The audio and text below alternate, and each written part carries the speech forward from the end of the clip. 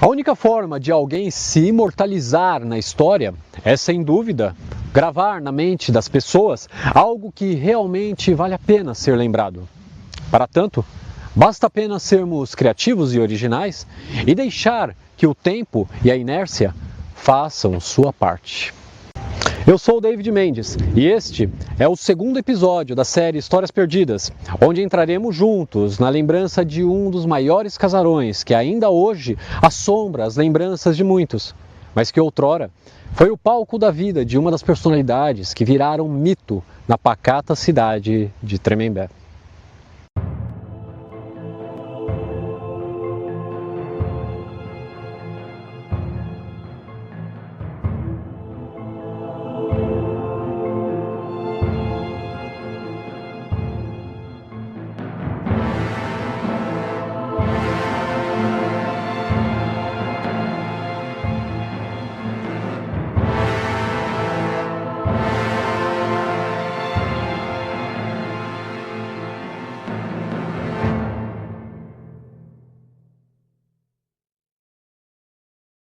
Hoje iremos contar a história de um homem muito rico, dono de vastas fazendas no estado do Paraná, e que ficou conhecido na cidade de Tremembé por suas excentricidades. Seu nome? Antônio Manuel Vieira, mais conhecido como Toninho Biscoito. Eu morava em Taubaté, na Vila Independência, aí conheci uma senhora lá, Dona Terezinha, esposa do seu Jair, que é mecânico. E ela perguntou para mim se eu não tinha vontade de trabalhar como caseira, né? Eu falei para ela, Dona Terezinha, eu nunca trabalhei assim, mas posso tentar. Aí ela deu o endereço da Dona Belinha, eu fui lá conversar com a Dona Belinha e logo de cara a Dona Belinha já falou, olha, eu não gosto de criança nem de cachorro. Aí eu falei para ela, então para mim não vai dar certo, porque eu tenho 3 filhos e 3 cachorros. Não vou desfazer de nenhum deles para fazer a vontade da senhora, né? Então, tudo bem, obrigada. Ela falou, não, espera aí, vamos conversar, né? Aí, eu peguei e falei para ela, eu sou de Cachoeira Paulista, morava lá na margem esquerda, minha família é família do Espanhol, seu Manuel Espanhol, meu pai era conhecido lá como baiano, e a senhora vê o que a senhora pode fazer. Aí ela falou para mim, você é de Cachoeira Paulista? Eu tenho uns parentes lá, o pessoal do Tuíco Vieira. Aí eu falei, são tudo conhecidos da gente. Os parentes dela lá, os sobrinhos dela, conviveu com a gente lá na margem esquerda, né? Aí eu falei para ela do Alceu, do Dr. Ailton, né, que é parente dela lá. Aí ela, nossa, eu falei, a senhora pode até ligar para o Luiz Vieira e perguntar da gente que ele vai falar para a senhora. Aí na hora ela ligou. Ele pegou e falou para ela, não tia, pode deixar eles aí, porque é gente boa, de família de bem, e a senhora vai gostar muito deles. Aí ela pegou e levou lá na chácara para ver a casa. Nossa senhora, quando cheguei lá, eu não enxergava a casa, que era só mato. Aí ela falou para mim, olha, já teve pessoas aqui, mas não gostaram daqui, Dona Ivete. O que a senhora acha? Aí eu falei para ela, bom, é só dar uma boa limpada, uma ajeitada, acho que dá para morar. E fomos embora para Tremembé. E chegando lá, eu comecei a trabalhar de caseira com ela. A gente cuidava da limpeza da chácara, da limpeza da piscina, sabe? E de vez em quando eu ficava lá com o seu Antônio, porque todos que ela colocava lá dentro não paravam. Tinha medo de ficar lá. O pessoal falava que era mal assombrado, e de noite acontecia coisas lá. Bom, sobre a casa do Toninho. Toninho, que é tio da minha esposa, aquela casa ela era uma casa muito bonita. Ela tinha uma varanda, uma entrada, como ela devia de ser dos anos 30 ou 40, na minha opinião, né? Pela formação que ela tinha ali, o jeito dela. E isso estou falando em função daquilo que eu conheço um pouquinho de arquitetura, né? A casa tinha uma divisão, se eu não me engano, existe até hoje, na lateral, não na avenida principal, mas na lateral dela, Ela era dividida porque nos fundos morava o caseiro e ele tinha uma entrada pelo um portãozinho de aço que deve ter até hoje esse portão. Tinha uma escada bacana, era pequena, mas bonita para você chegar na varanda da casa. E dentro, para você ir, por exemplo, para uma cozinha, para outra, às vezes você tinha umas escadinhas para descer ou subir, né? Lógico, dependendo de onde você estava vindo, para ir para esses acessos de uma cozinha maior que ele fez, esses negócios todos. Ele modernizou muito a piscina, a casa, com anexos, né? Igual você hoje tem essa maneira de falar, o puxadinho, você vai construindo uma coisa ou outra. Porque como ele gostava muito de festas, ele tinha assim fogões a lenha, né? Na casa, ele construiu industrial. Ele tinha uma cozinha, quase que uma cozinha industrial para fazer festas, com aquelas panelas muito grandes, panelas de ferro. Algumas nós temos até hoje, estão com a gente. E foi isso, é o que eu me lembro da casa. Na entrada tinha a garagem, né? A gente entrava, descia um corredor feito de cimento e chegava na porta da cozinha. Ali tinha a piscina, do lado tinha a sauna, em cima tinha um mirante do lado de fora. Lá dentro tinha uma sala enorme, tinha uma sala também separada, sala de jantar, tinha o quarto dele. O quarto dele eram os móveis tudo de madeira, né, madeira maciça.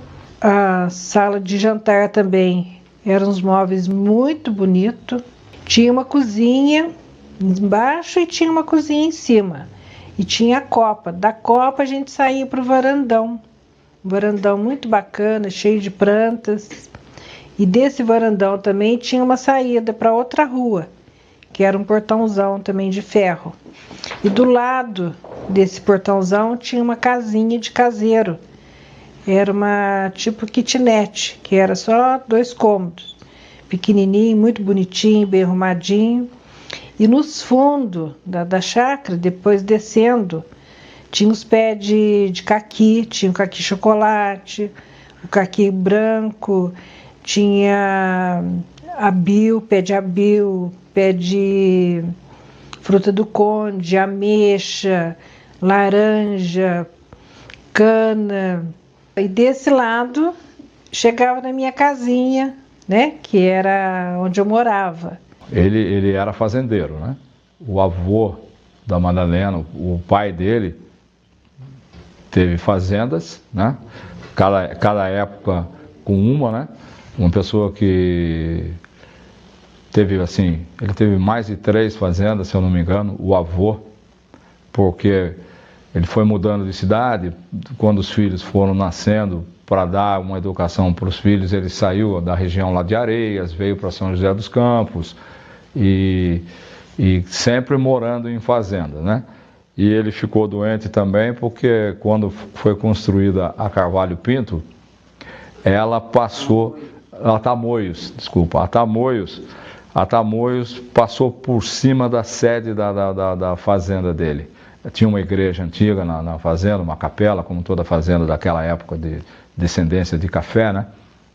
Provavelmente de barões. E o Toninho, então, seguindo os passos do pai, ele virou um fazendeiro. Ele chegou a ter 2 fazendas ou 3 fazendas. Eu acredito que a fonte de renda dele veio daí. Então, ele diz que tinha um bom dinheiro guardado. E as fazendas dele lá, ele tinha uma fazenda de corte e uma fazenda de leite, lá no Paraná. Uma das fazendas lá foi invadida pelo sem terra. Aí na época até que teve um tiroteio lá, parece que o sobrinho dele até que tirou num sem terra lá e aí deu um problemão para eles, né? Muitas pessoas dizem ter visto vultos e até mesmo ouvido passos dentro da misteriosa casa. Ela era realmente assombrada ou seria apenas fruto da imaginação das pessoas? E você? O que pensa disso? Eu estava acho que com 14 já, a Roberta estava com 8. E nós ficamos num quarto, só que o quarto era longe onde a mãe ficava, para ajudar. Que a mãe ficava no quartão do seu Antônio lá do outro lado, nós ficávamos no quarto perto da cozinha. Nós duas não dormíamos a noite inteira. Quando foi, acho que umas 3 horas da manhã, eu falei pra Roberta, sinto muito, mas eu vou catar meu travesseiro aqui, catar minhas coisas, tô indo lá pra sala. Se você quiser ficar dormindo sozinho que você fica, eu tô indo embora. Fui. Aí fomos lá pra cima, deitamos lá no sofá e ficamos, porque o sofá lá era uma delícia, o sofá enorme, né? Nós nunca tivemos um sofá grande. Aí deitou nós duas lá e lá nós ficamos. Conseguimos dormir até no outro dia, porque lá no corredor nós escutava passo. Parecia que tinha gente de salto alto andando de um lado e do outro, de um lado e do outro. Teve uma noite lá que eu ouvi barulho de salto, que o assoalho faz, né? Toque, toque, toque, toque, toque. Eu não tive medo, que eu falei, seja o que for, se for do bem, que permaneça, se for do mal, que volte para o seu lugar. Aí no escuro lá, parecia que a gente vinha uns clarão assim lá no quarto. Eu falei, pera lá, e eu não fico aqui mais nem 1 minuto. A mãe disse que nós imaginávamos, mas eu sei lá, né? Até a gente achar que é imaginação ou não, melhor ir pro... Mas daí lá na sala, como a luz estava acesa, nós dormimos. Conseguimos dormir lá numa boa. Aí não vimos mais nada.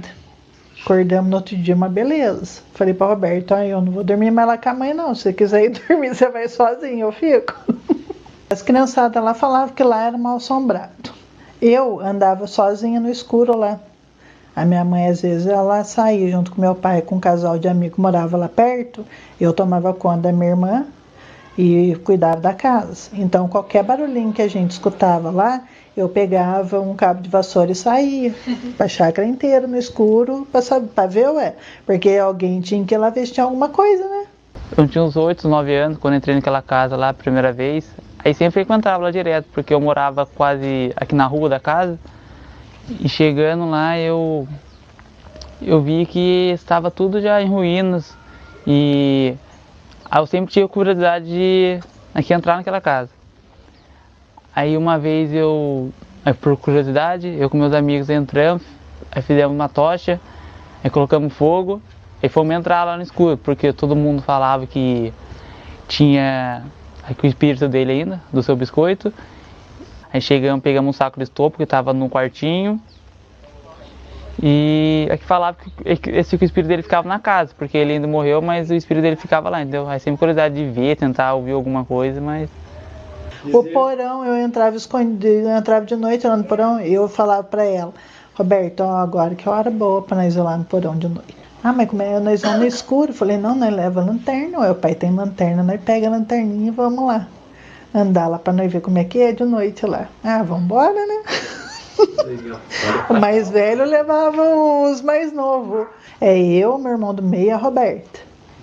Aí ia nós 3. Ele com a lanterna e ele fazia sacanagem. Ele desligava a lanterna no meio do caminho. Aí ficava nós 3 lá no escurão, não dava pra ver nada. E o Rodolfo sumia. Aí ele vinha para querer assustar nós. A Roberta começava a gritar lá dentro. Falei, daqui a pouco vão chamar a polícia achando que tem fantasma aqui dentro da casa. Durante o dia era muito sol. Então à noite esfriava e os pisos faziam barulho. Era assoalho. Né? Era assoalho, então à noite dava aqueles estalos. O pessoal já achava que era mal assombrado. Tinha também o porão lá, que tinha rato, gato, então os morcegos. Então era onde fazia o barulho. E as enfermeiras que trabalhavam lá ficavam com medo, porque passava a noite acordado. O seu Antônio passava a noite acordado. Ele dormia durante o dia e à noite ele queria andar por dentro da casa. E elas tinham medo. Teve uma lá que, inclusive, saiu de lá de madrugada. Ela me chamou e disse que tinha alguém chupando o dedão do pé dela lá e que ela não queria ficar lá mais de jeito nenhum, que ela ia embora. Eu falei, mas você não pode ir embora. Como é que você vai largar o seu Antônio aqui sozinha e vai embora? Mas eu vou, já chamei meu marido. E o marido dela chegou lá, sabe, bateu lá no portão lá e ela foi mesmo, catou a bolsa dela e se mandou. Nunca mais ouvi essa mulher. A única coisa estranha que eu vi lá uma vez Mas foi lá em casa, assim, meu pai estava sentado assim na beiradinha da porta, porque tinha uma muretinha, porque quando chovia cai água dentro de casa. Aí eu estava conversando com ele lá, ele levantou e foi pro quartinho onde ele mexia com os negócios de eletricista. Só que não era do meu pai, porque meu pai estava chegando. Eu vi de costa, conversando com ele ali de costa, falando, e não estranhei porque não respondia, só sentado ali. Aí ele levantou, foi lá pro quartinho, aí o meu pai estava chegando do outro lado. Aí ele chegou em mim e falou assim pra mim: com quem que você está conversando? Eu falei: estava conversando com você aqui agora. Só que você saiu daqui, foi lá pro seu quarto e você está aqui. E eu vi, várias vezes eu via um vulto passar, assim, de chapéu, entrava assim lá na... E eu ia lá para ver, falava: nossa, entrou alguém aí, ia lá olhar, não tinha nada, né? Mas eu venho de uma família, como eu já disse, né? Minha família todas é espírita. E eu acho que a gente tem esse dom, né? De ver certas coisas. E um dia também eu vi passar um negocinho branco assim, e eu fui olhar, não era nada. Aí daqui a pouco aquele negócio branco de novo. Eu falei: meu Deus, não é possível, alguma coisa tem aqui. Aí eu fui lá na frente da casa e meu marido estava trabalhando lá num quartinho que ele tinha lá, que era uma oficina, e eu falei: Roberto, olha, eu tô vendo um negócio branco toda hora aqui, o que será que é? Ele falou para mim: ó, Ivete, não é por nada não, mas eu também já vi umas 3 vezes passar aqui. Aí eu falei: nossa, que estranho, que será isso? Aí eu fui no fundo, eu vi de novo, aí eu corri, era um cachorrinho branquinho, e ele escondeu atrás assim de uma caixa d'água que eu tinha lá no chão. Aí eu corri lá dentro de casa, peguei uns pedacinhos de pão e fui jogando assim, e ele veio pegando pedacinho de pão, e aí eu peguei ele, tadinho, tava todinho, sabe, o pelo dele tava tudo assim, dado nó, cheio de carrapicho, sabe? E aí eu peguei ele, levei lá para dentro de casa, pus um pires de leite para ele tomou, e eu levei para dentro do meu banheiro. Peguei uma tesoura, cortei todinho o pelo dele, dei um banho nele, e nunca mais ele largou de mim. E o Nino foi meu companheiro o tempo todo. Eu entrava no banheiro, ele ficava do lado de fora esperando eu sair. Eu ia para a cidade, ele ia atrás de mim. Quer dizer, não era um fantasma, era ele que estava toda hora, passava, mas escondia da gente, né? E o pessoal fala, né? Falava que lá era assombrado, mas não era nada não. Lá não tinha nada disso não. As enfermeiras tinham medo de ficar à noite lá, porque fazia muito barulho. Eu soube que o seu Antônio, quando fazia as festinhas dele lá, ele mandava o serviçal dele com umas correntes para passar em volta da casa lá, arrastando aquelas correntes para a criançada ficar com medo, quem morava lá ter medo e não ir lá ver a festinha deles lá em cima, né? Toninho Biscoito não era apenas um homem excêntrico, ele também era dotado de muita imaginação e criatividade. Tanto que numa de suas festas da fantasia, ele teve a genial ideia de espalhar pelo chão de sua casa milhares de moedas. Moedas essas que culminaram numa das maiores lendas da cidade de Tremembé. Em 1982, ele fez 50 anos. Então foi uma festa, a fantasia, né? As pessoas tinham que ir a caráter, fantasia, ou dos anos mais antigos, cafona, com roupa cafona. E eu lembro que a gente usava, cada um que se preparou para ir nessa festa, escolheu as roupas mais cafona possível para ficar de acordo com aquela festa que ele estava propondo. Você chegava na casa, então na varanda, que era uma varanda muito bonita que tinha na casa, você tinha mesas de frios, aqueles queijos enormes, coisa que eu pelo menos nunca tinha visto, né? E muita bebida. E a excentricidade dessa festa foi que ele tinha conseguido moedas que já não estavam mais em circulação, e ele jogou essas moedas pela casa toda. Todos os cômodos da casa tinham moedas espalhadas que você pisava, você tinha que tomar cuidado até para não escorregar nas moedas, né? Nossa, isso daí é lenda lá em Tremembé. Todo mundo comenta. Se chegou lá, você perguntou do Toninho da chácara do Toninho Biscoito, não tem um que não fala das moedas. E ele era uma pessoa que ele não era pão duro. Ele queria repartir o que ele tinha com os outros. Então, o que ele fazia? Ele dava festa, porque assim era o meio dele repartir. Então, ele comprava do bom, do melhor, e não negava nada para ninguém. Entrava quem ele queria na festa dele. Se chegasse alguém diferente lá, ele não deixava entrar. Deixava entrar, participava, comia, bebia do bom e do melhor, e ele não jogava as moedas dentro. Quem quisesse pegar para levar embora, pegava. Então, quer dizer, sempre foi uma pessoa boa, né? Ele tinha e queria repartir. Depois dessa festa, para você ter uma ideia, até ele deixou, né, nós ficamos com... Ele deu um pote de moeda, assim, não sei se deu para várias pessoas, mas nós ficamos com um pote dessas moedas, que acho que tenha guardado até hoje. Tem que ver lá em casa. Que essa festa foi marcada por esse fato também. Além do traje, o fato da moeda, das moedas espalhadas pela casa inteira. Era assim uma quantidade assim monstruosa de moeda. Que no outro dia de tarde eu cheguei lá a pegar as moedas, aí peguei um saco de estopa de moedas, aí eu enterrei aqui no quintal da minha avó e tá lá até hoje. Meu pai era fiscal de obras e o meu pai trabalhou uma época lá em Tremembé.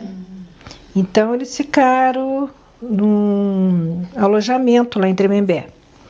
E à noite meu pai disse que convidaram ele para ir numa festa que estava tendo lá. E foi nessa chácara, foi na chácara justamente, do seu Antônio. Então meu pai falou que as festas lá duravam mais de mês, diz que era o mês inteiro ele fazia festa.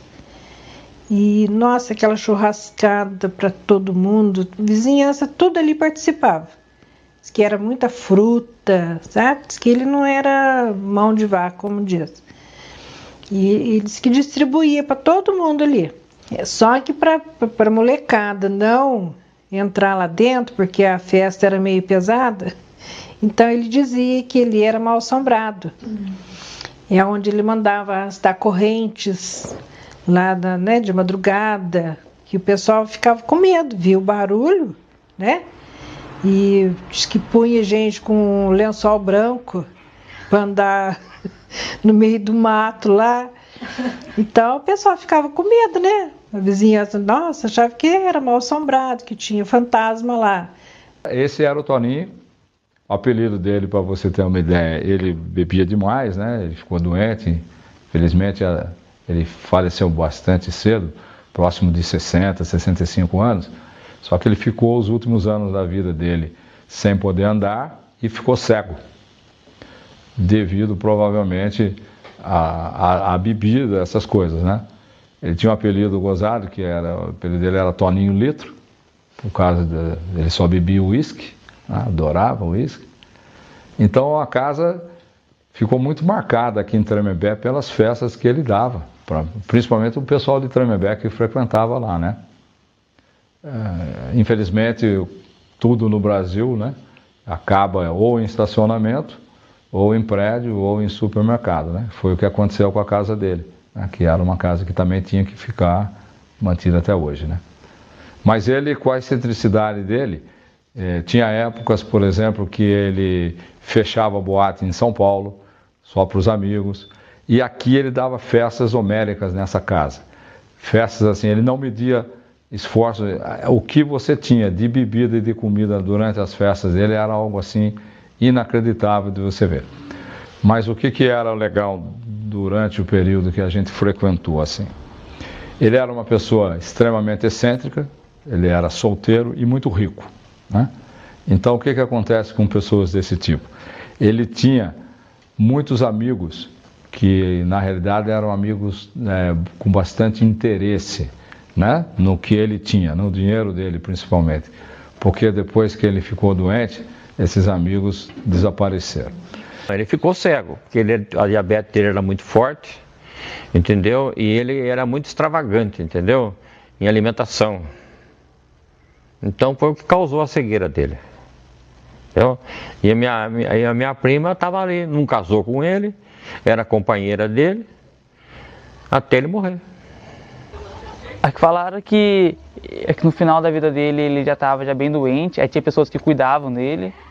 Aí cheguei a ver até uma maca aqui também, aqui de doente, sabe?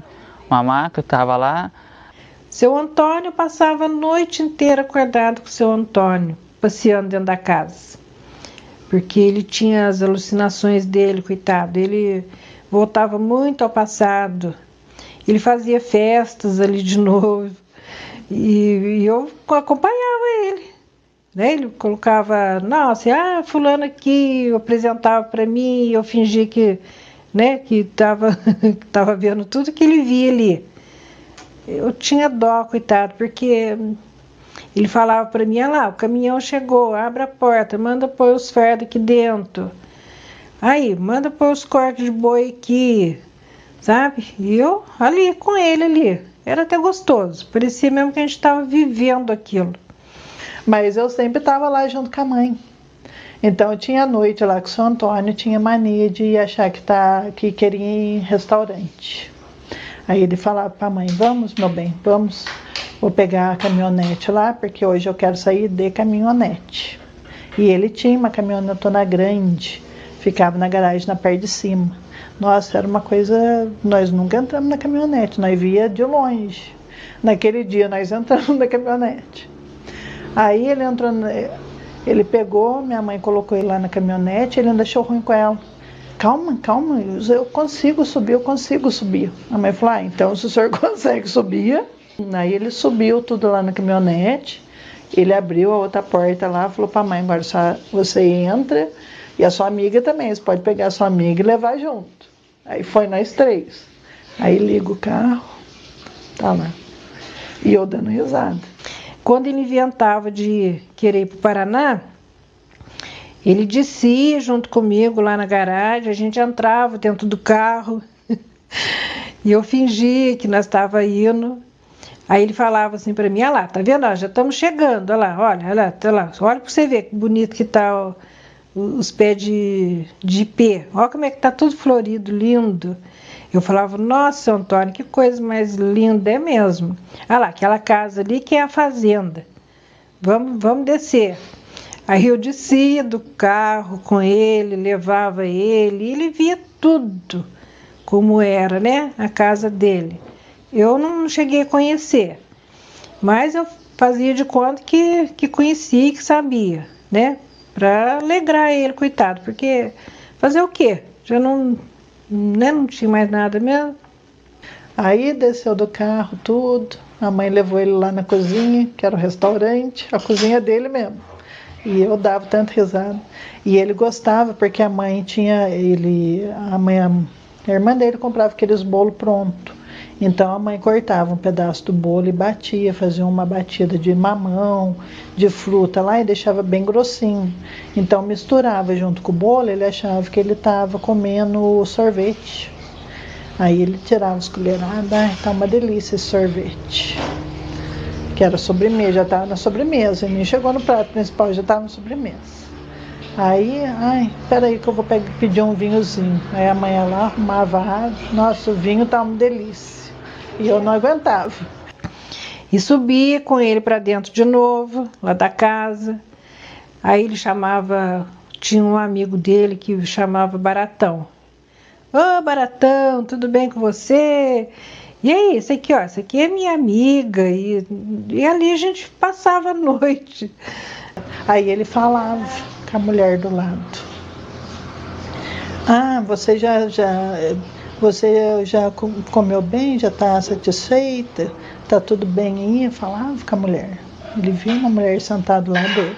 Porque nós não podíamos sentar onde tinha cadeira do outro lado. A gente sentava sempre do lado esquerdo, A mãe na frente e a outra cadeira que ficava vazia era a outra mulher que estava ali.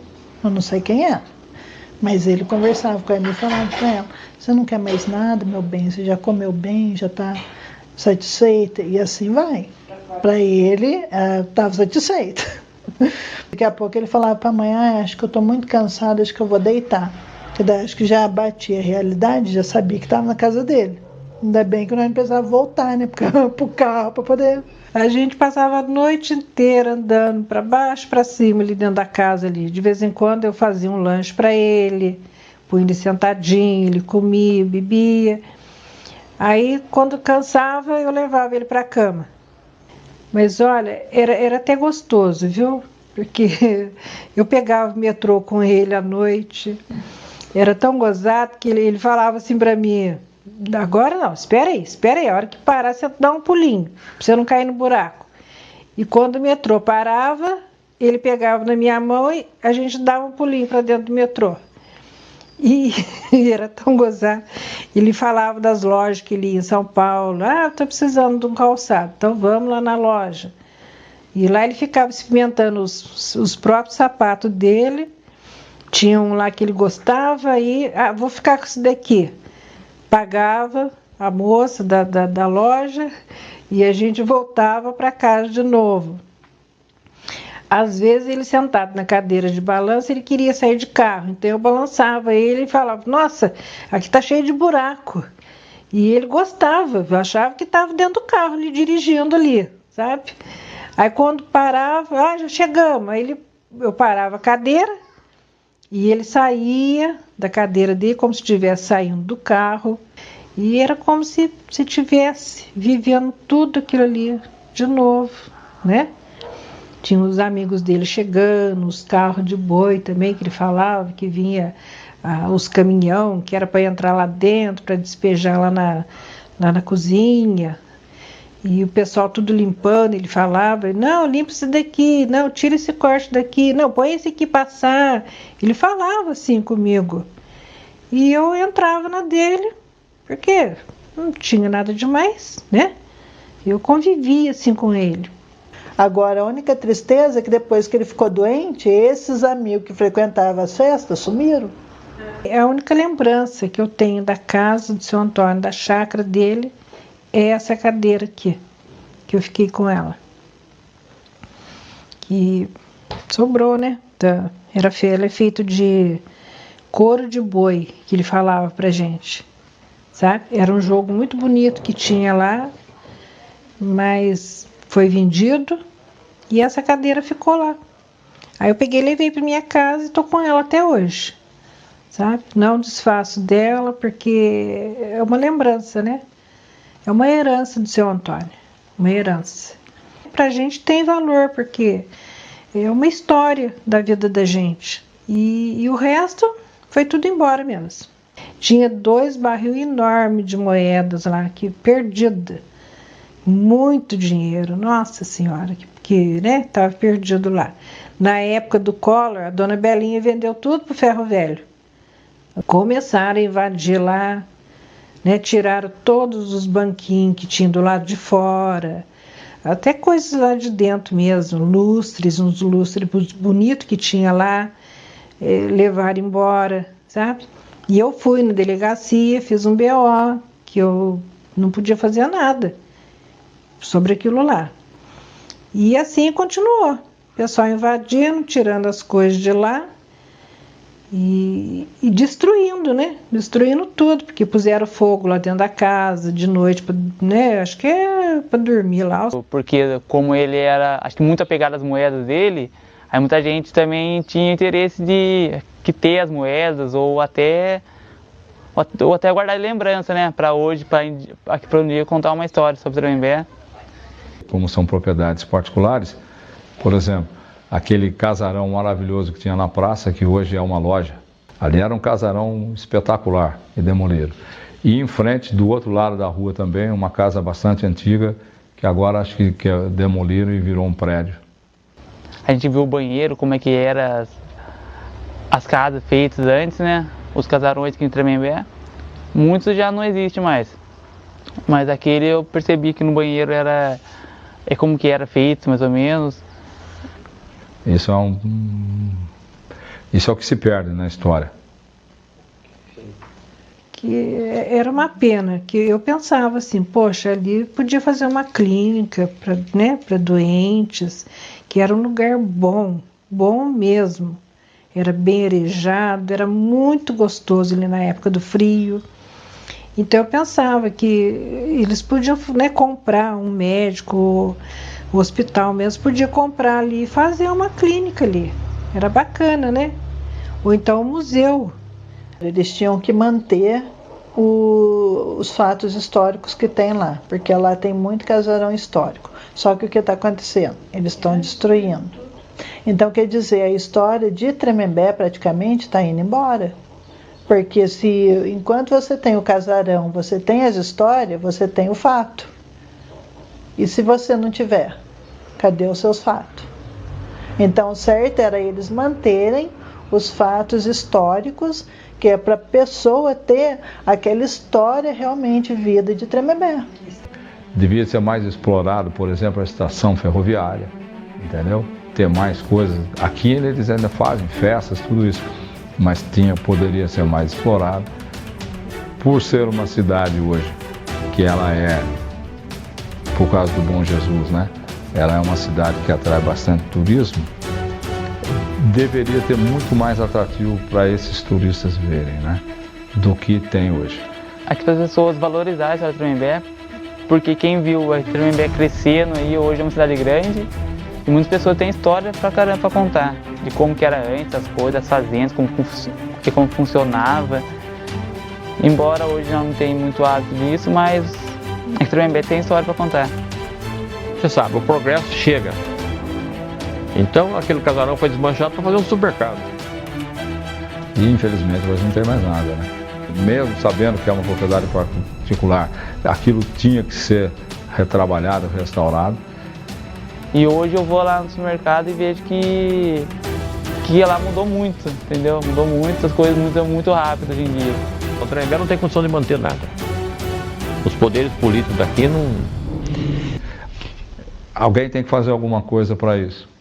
Então, essa é a minha opinião. Este episódio foi um oferecimento da Visão Noturna Sistemas de Segurança Inteligente e do Ateliê Via Francisco, lugar de gastronomia, entretenimento e arte. Se você gostou, curta, comente, compartilhe com seus amigos, se inscreva no meu canal do YouTube e o mais importante, ative o sininho de notificações para não perder os próximos episódios de Histórias Perdidas.